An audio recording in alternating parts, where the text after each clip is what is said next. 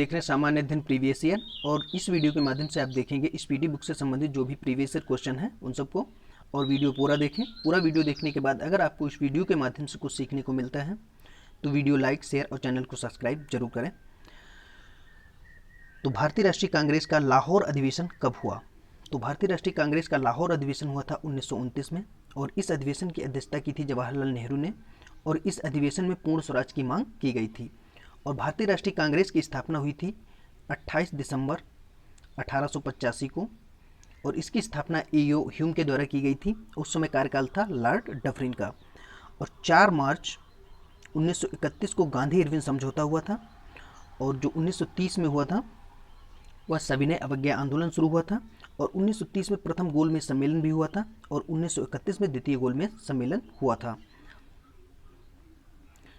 बंगाल का एकीकरण किस सन में संपन्न हुआ? तो बंगाल का एकीकरण संपन्न हुआ था 1912 में। और बंगाल विभाजन कब हुआ था? तो 1905 में हुआ था। और 1913 में गदर पार्टी की स्थापना की थी। किसने की थी? लाला हरदयाल के द्वारा की गई थी। और इस गदर पार्टी की स्थापना कहाँ की गई थी? तो सैन फ्रांसिस्को में। स्वराज मेरा जन्मसिद्ध अधिकार है उद्घोष किसका है? तो स्वराज मेरा जन्मसिद्ध अधिकार है यह नारा दिया था बाल गंगाधर तिलक के द्वारा। करो या मरो यह नारा दिया था महात्मा गांधी ने। मोहम्मद बिन कासिम द्वारा सिंध की विजय कब हुई? तो मोहम्मद बिन कासिम के द्वारा जो सिंध पर आक्रमण किया गया था वह 712 में किया गया था। उस वक्त सिंध पर जो शासन कर रहा था वह दाहिर शासन कर रहा था। सिंध पर किसका शासन था? दाहिर का शासन था।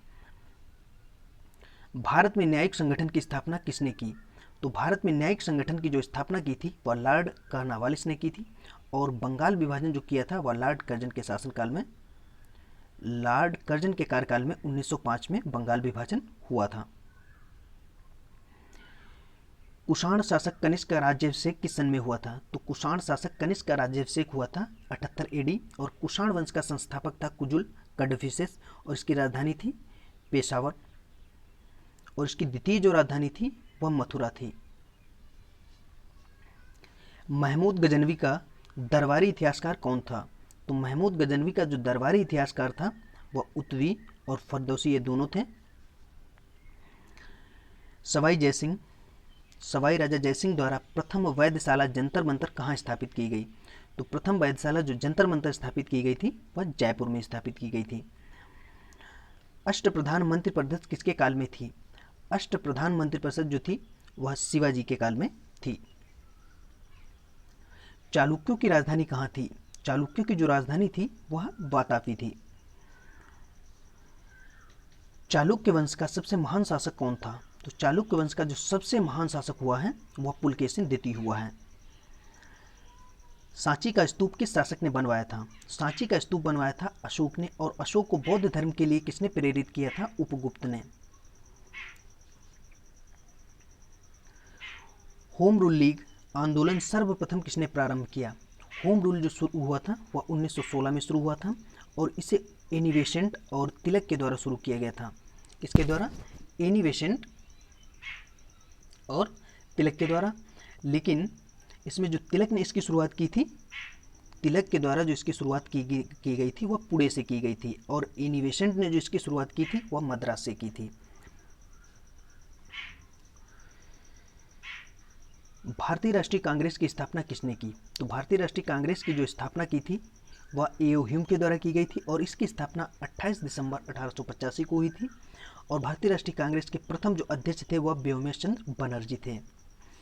और ब्रिटेन में चुनाव जीतने वाले पहले भारतीय जो थे वह दादा भाई नौरोजी थे।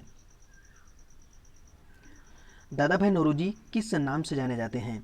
तो दादा भाई नौरोजी को जाना जाता है grand old man of India, और गुरुदेव या रविन्द्रनाथ टैगोर को कहा जाता है। करो या मरो का नारा किसने दिया? तो करो या मरो का नारा दिया था महात्मा गांधी के द्वारा। और आराम हराम है तो जवाहरलाल नेहरू। और स्वराज मेरा जन्म सिद्ध अधिकार है तिलक। और इनकलाब जिंदाबाद भगत सिंह। भारतीय राष्ट्रीय कांग्रेस का प्रथम विभाजन कब हुआ? तो प्रथम विभाजन हुआ था 1907 में, और यह विभाजन हुआ था सूरत में, और इसकी अध्यक्षता की थी रास बिहारी बोस के द्वारा की गई थी। कुतुबुद्दीन ऐबक की राजधानी कहाँ थी? कुतुबुद्दीन ऐबक की जो राजधानी थी वह लाहौर थी। जय हिंद किसका नारा है? जय हिंद जो नारा दिया था वह सुभाष चंद्र बोस ने दिया था, और स्वराज मेरा जन्म सिद्ध अधिकार है या तिलक ने दिया था। आराम हराम है जवाहरलाल नेहरू के द्वारा, और इनकलाब जिंदाबाद भगत सिंह के द्वारा। भारत का नेपोलियन किसे कहा जाता है? भारत का नेपोलियन जो कहा जाता है वह समुद्रगुप्त को कहा जाता है। यदि किसी कारणवश राष्ट्रपति एवं उपराष्ट्रपति दोनों पद खाली रहता है तो राष्ट्रपति के कार्यों को कौन संपादित करेगा? तो इसके जो कार्यों को संपादित करेगा वो भारत का मुख्य न्यायाधीश संपादित करेगा। और भारत का राष्ट्रपति आर्टिकल 52 के तहत आता है।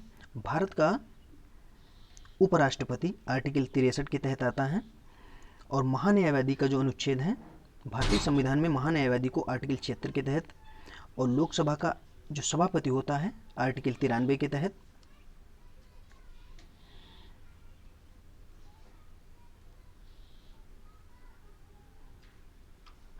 दोनों सदनों में प्रत्येक बैठक के प्रथम 1 घंटे प्रश्नों को पूछने और उत्तर देने में लगाए जाते हैं, जिसे जाना जाता है, तो इसे प्रश्नकाल के नाम से जाना जाता है। चौथी सत्ता किसे कहा जाता है? चौथी सत्ता जो कहा जाता है वह प्रेस को कहा जाता है। भारत के राष्ट्रपति को पद की शपथ कौन दिलाता है? तो भारत के राष्ट्रपति को पद की शपथ भारत का मुख्य न्यायाधीश दिलाता है। और लोकसभा अध्यक्ष जो आ जाएगा वह आर्टिकल 93 के तहत, आर्टिकल 93 में लोकसभा का अध्यक्ष होता है, लोकसभा का अध्यक्ष, हाँ, आर्टिकल 93 के तहत, और उपराष्ट्रपति आर्टिकल 63 के तहत, और भारत का राष्ट्रपति आर्टिकल 52 के तहत।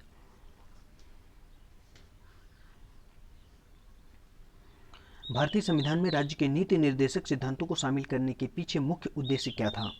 तो नीति निर्देशक सिद्धांतों को शामिल करने के पीछे जो मुख्य उद्देश्य था वह कल्याणकारी राज्य की स्थापना था।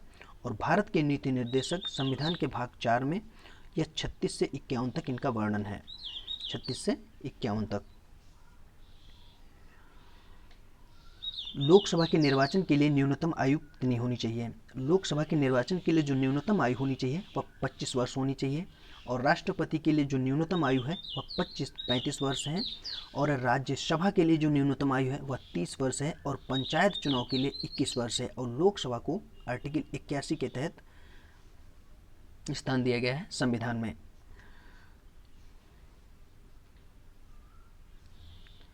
लोकसभा, हाँ, लोकसभा 81।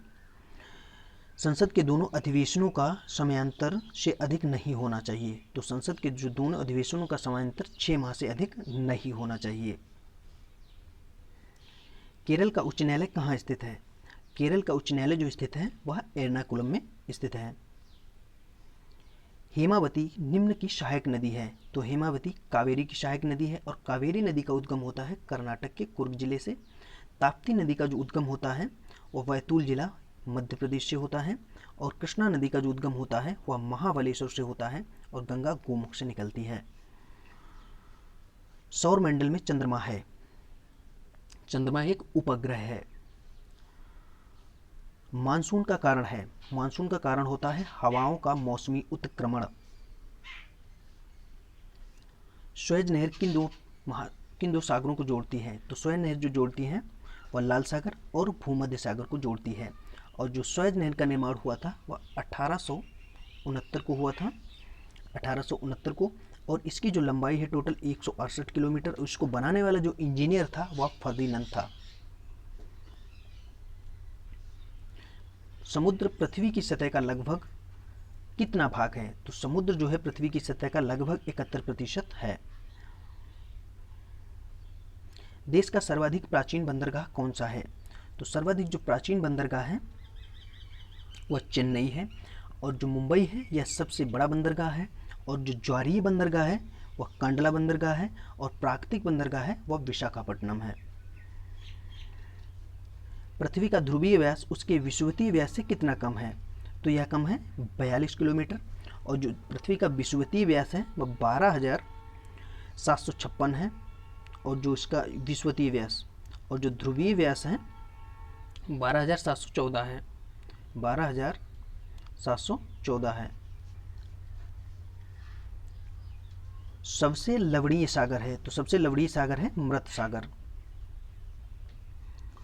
वीडियो एंड हुआ। अगर वीडियो पसंद आया हो तो वीडियो लाइक, शेयर और चैनल को सब्सक्राइब जरूर करें।